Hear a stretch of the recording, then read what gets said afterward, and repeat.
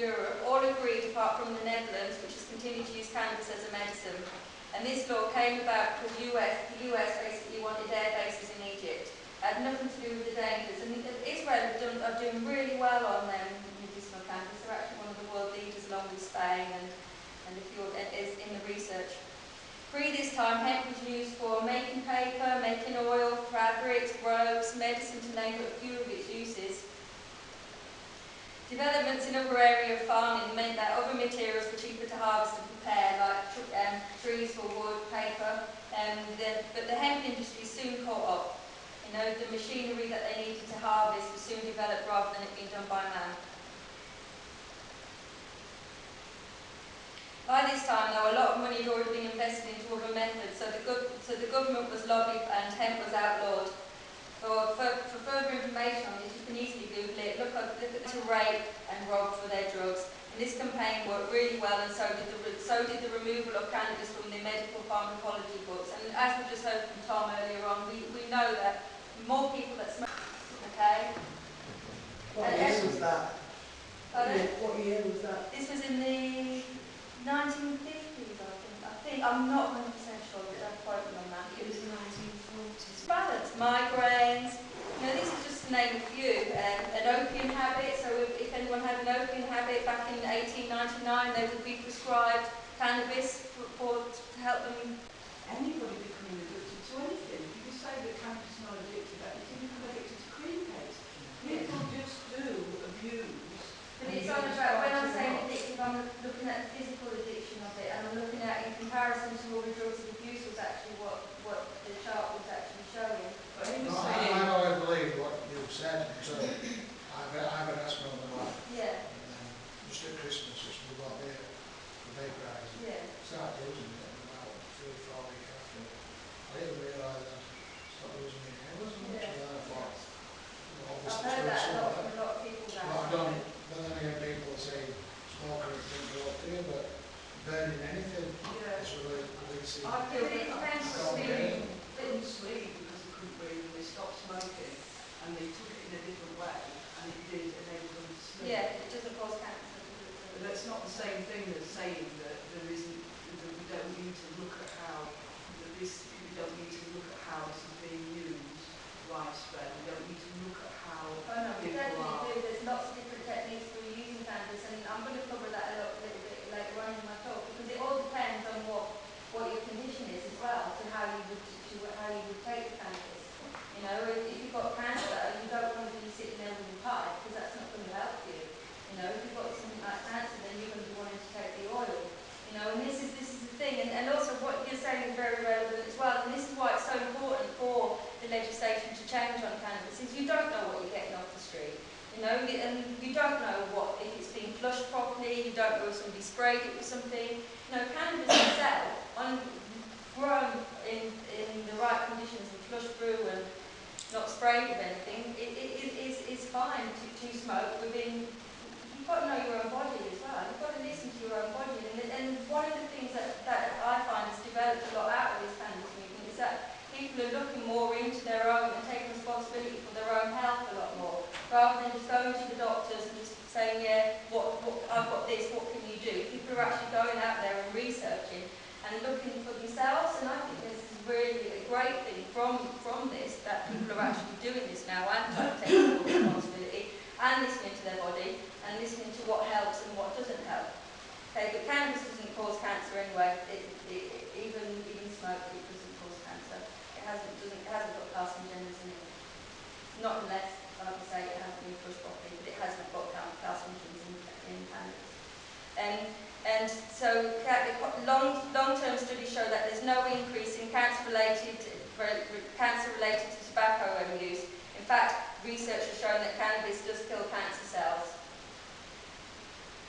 Okay, so cannabis causes schizophrenia. This is another one of the major worries. And what do people think of this? Do they think this is true or false? Predisposition.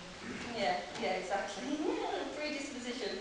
So there's no evidence to show this. The populations where there's been an increase in cannabis use, there's been no subsequent increase in the incidence of schizophrenia. But what has been said is that it can bring it on in people who are predisposed predisposed to schizophrenia, which in some ways can actually be quite beneficial. I know it sounds a bit mad, but if the earlier you can diagnose a condition like that, the more help you can give somebody. So it can in some ways be used as a diagnostic tool. And it's like I said, you've got to be aware what's comfortable for you, because each and every one of us is different. Sometimes when I smoke cannabis, I get paranoid. Sometimes when I smoke cannabis, I get insecure, I get all sorts of things, because I suffer from anxiety. And then other times I'll smoke some cannabis and I'll be nice and chilled and relaxed and be okay, So it's finding the right levels, and it is psychoactive, So you've got to be aware of this. You've got to know your body. You've got to know your limits. You've got to know what you can take. And when you're using cannabis as a medicine, you're having to use very large. Like I say, for cancer, you're having to go up to a gram a day, if not more. So that's a hell of a lot of highly concentrated oil. So this is. You've got to, that's enough reason why we're pushing, so that people do know what they're getting into. People do know the ways of getting around the high or getting around the anxiety things. There's ways around things, and there's certain tips that can save people so much time. But cannabis is more potent today than what it used to be. Is this true or false? You don't know. It's partly true. It is partly true. Delta-9 tetrahydrocodone THC is primary psychoactive cannabinoid. Growers have developed strains with higher THC content than its natural form and less CBD, which dampens it down. CBD dampens down the high, but it also draws it out. And CBD is brilliant when it comes to treatments for cancer and everything like that. But this is an interesting table I found. And the fact, this is the mean percentage of THC of seized marijuana from 1981 to 1993, Mississippi Monitoring Project. And in 1981, 2.28% THC was the average, and in 1993, 3.2 was the average. So it's not actually gone up by that much, but you can see a gradual increase. But there again, you can see it went increased there, and then decreased again.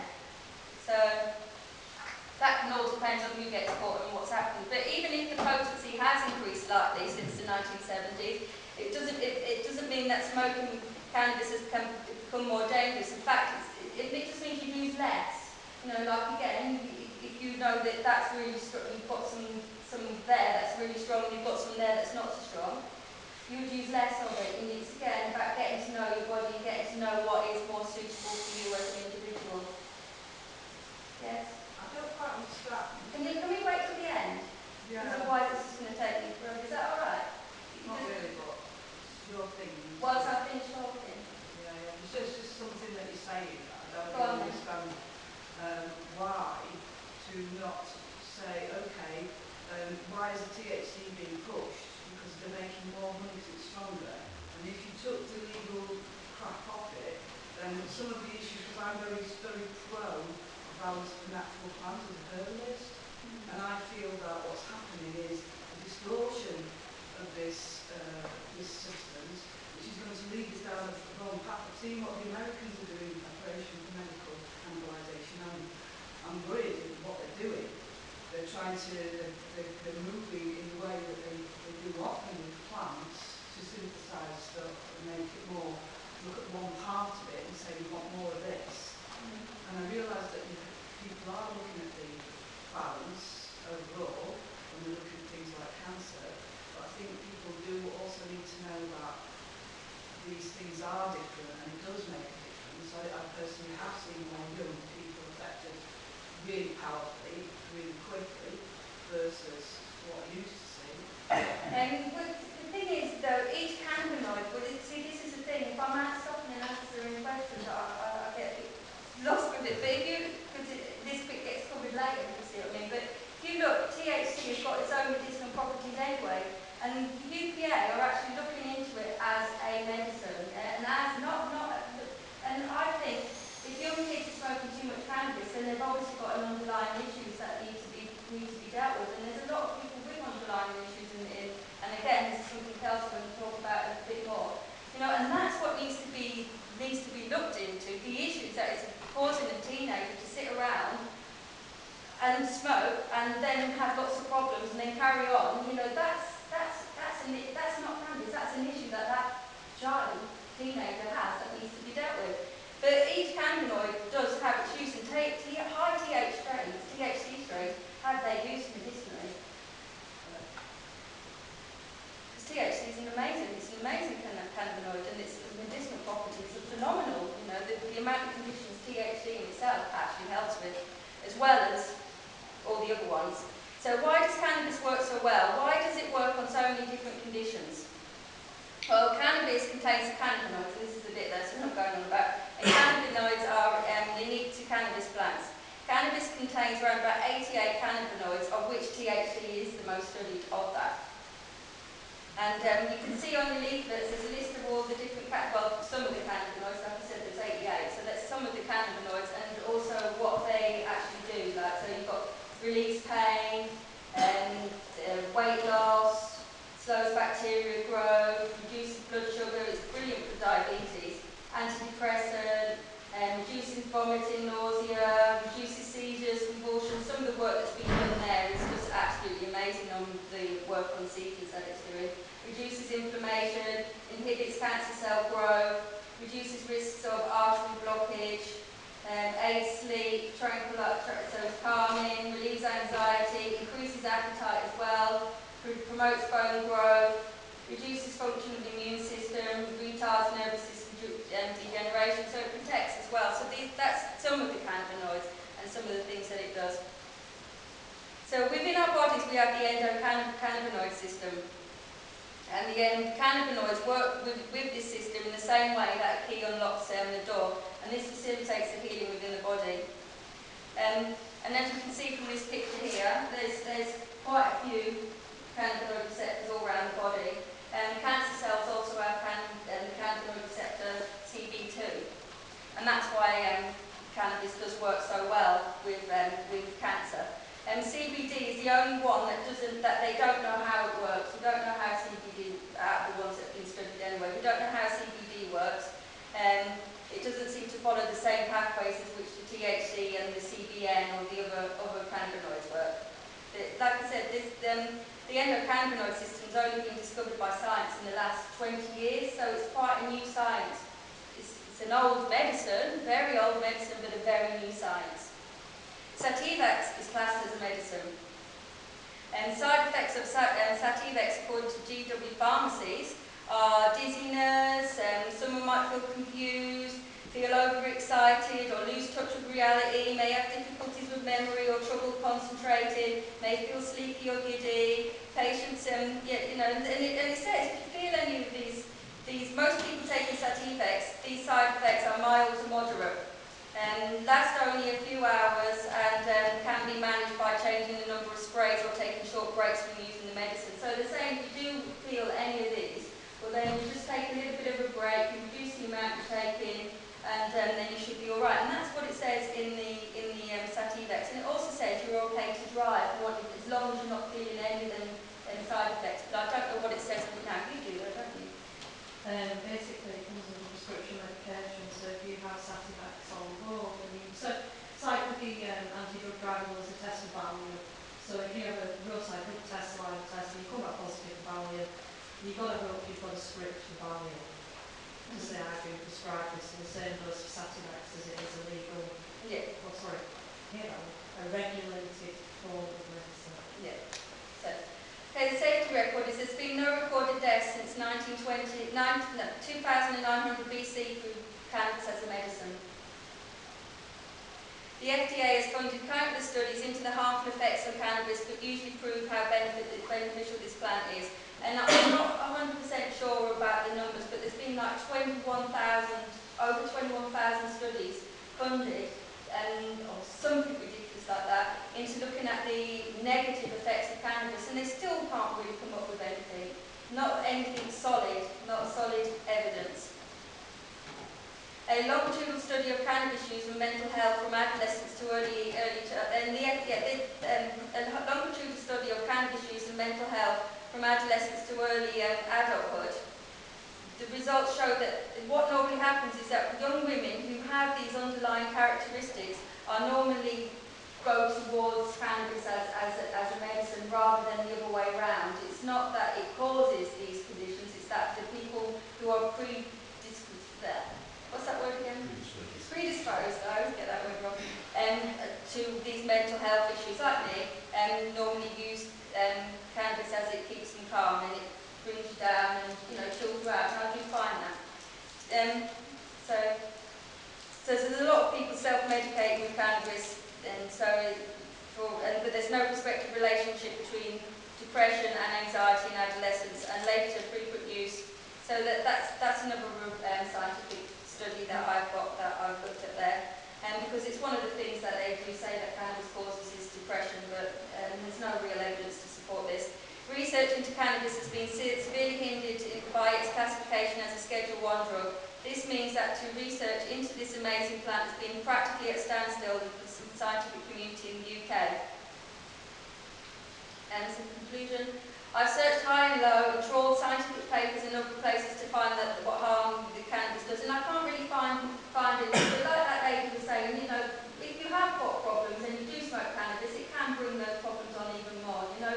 So it's not good to just sit around aimlessly as a teenager. I don't encourage that. The UPA is all about getting medicine to those that need it. It's not about recreational. That's not what we're trying to encourage here. We want legislation to change that so that people who do need it and whose conditions that it does help have got access.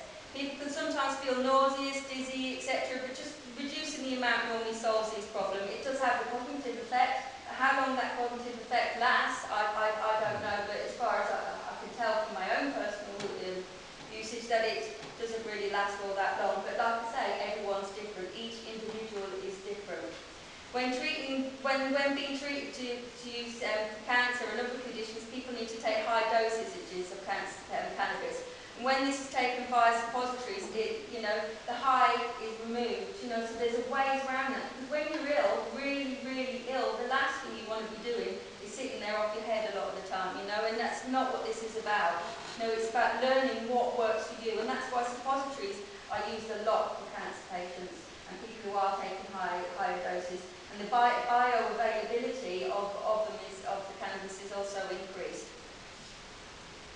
So, in its natural form, marijuana is one of the safest substances known to man. That statement was made by the DEA's administrative judge, Francis Young, after reviewing more than 5,000 papers of evidence and hearings to reschedule marijuana in 1988. He also stated that it would be unreasonable, arbitrary and copious for DEA to continue to stand between sufferers and the benefits of this substance in light of the evidence of this record. And that was all the way back in 1988 that he said this, and this was even before the discovery of the endocannabinoid system. So really, we have to start looking at the evidence. We have to, and this is what the UPA is all about. We want the law to be an evidence-based law. We want that to be taken into consideration, the evidence, not the reefer madness, not the fear-mongering, not that, you know. And yeah, so basically that's what we're all about. So that's the end. If you've got any questions, has anyone got any questions they'd like to ask me? I have. Go on then. Oh, so yeah, that's a question, a more clarification. You were talking about the kind of smoking cannabis causes cancer, about whether there are any, I've forgotten the word now. What's the word? Any cancer-causing? Carcinogens. Were there any carcinogens when you're inhaling smoked cannabis? Well, like tobacco, if you chew tobacco, it contains carcinogens, full stop. You chew it, you're going to get mouth cancer. And you can chew cannabis for the rest of your life, you're not going to get mouth cancer. However, when you smoke it, there are some carcinogens which are created by the process of smoking, such as benzene, and you're also inhaling carbon monoxide. So there are some carcinogens in cannabis smoke, but what there is no evidence for is that those carcinogens, through the act of inhaling cannabis smoke, cause anyone to get cancer. There is no evidence for that. There is no established causal relationship between smoking cannabis and getting cancer. And one final thing, the THC question, people are talking about high THC strains and stuff. Well, we're advocating vaporization as a superior and healthier alternative. Well, actually, if you're vaporizing cannabis, most of the cannabinoids, the CBDs, the CBNs and stuff, vaporize at a much higher temperature than the THC. So when you vaporize cannabis, you get much more THC than you do any of the other cannabinoids. And we're not seeing people going mental from vaping as far as I can see. And even if you're smoking a high CBD strain, then vaping it basically makes it equivalent to smoking a high THC strain, and we're not seeing vapors go crazy from smoking cannabis. So I don't accept that the high THC thing is an issue personally. No, I don't know. Yeah. I have to say that according to the Diagnostic and Statistical Manual version 4, the DSM-4 used by psychiatrists sadly, the only truly addictive drug out there is heroin. All the rest of them are psychologically addicted, not physically addicted, and that's because heroin makes an endorphin that the body already produces. The body being very clever when you start putting it in goes, the next thing I've got to say is, sorry, obviously that's what causes you to withdraw, is the lack of endorphin. Nicotine's upon an index of harm, pressing up with an index of harm, and it's up there as a class A drug. It's up there as it should be, but I can't comment on it. The next thing I've got to say is social determinants of health. We can talk all day about people sitting down and smoking cannabis and not doing anything else, but what really annoys me is this very, very top-down inductive approach where we turn around and say, what's the cannabis?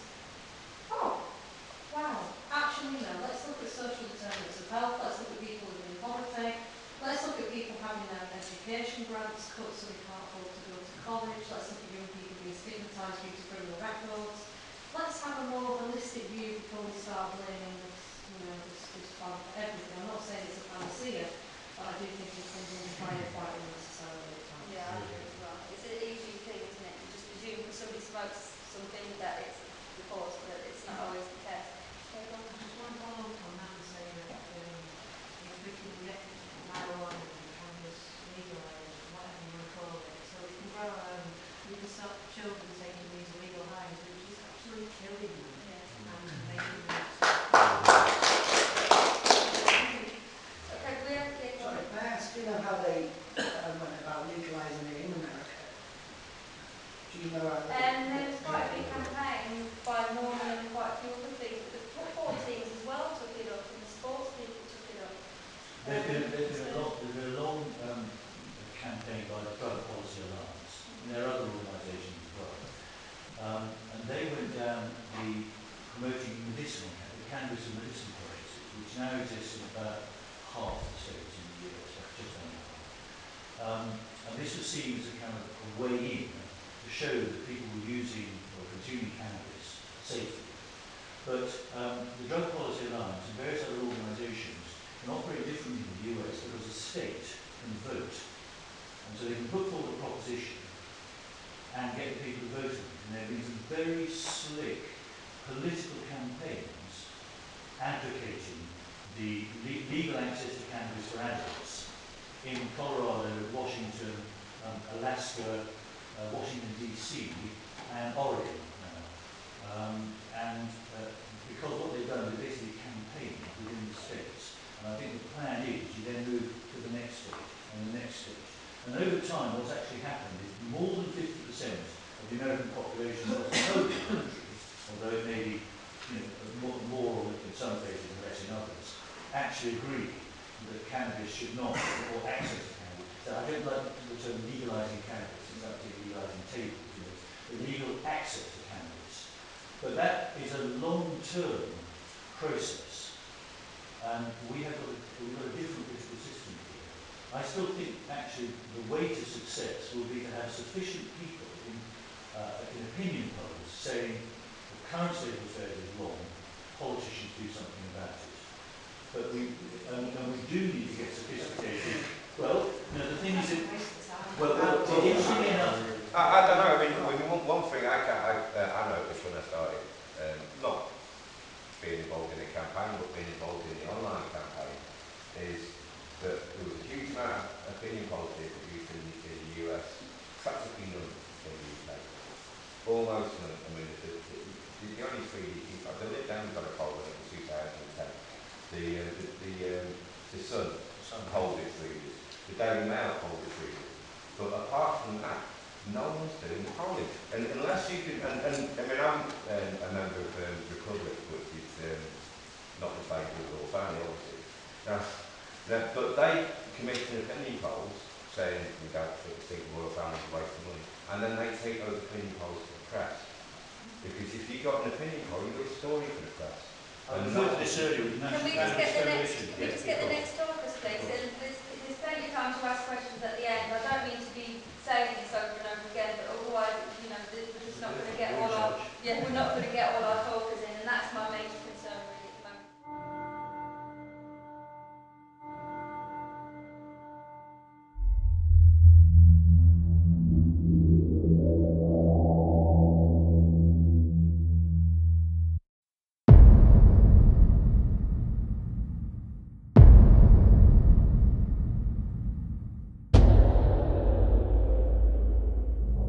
A push to privatise water in poorer countries where you actually had to have a key, you had to pay for the key to access the water. I can prove that a minimum of 60% of everybody's wages on this planet is paying interest to the banks. Scientists are saying, no, man, if we don't turn this around in 5 years, we are going to reach the point of no return. No, it's like I can still remember being a kid, and I can remember what it was like living that life of bullshit. And whatever we can do to change that, whatever we can do to form groups, whatever we can do within ourselves to make small changes, is a step forward. A lot of people are hanging around this system and try to fix the system. But what I would suggest is fixing this system or even another system is like giving painkiller to a dead. We're divergent, we're different, and we can think outside the box.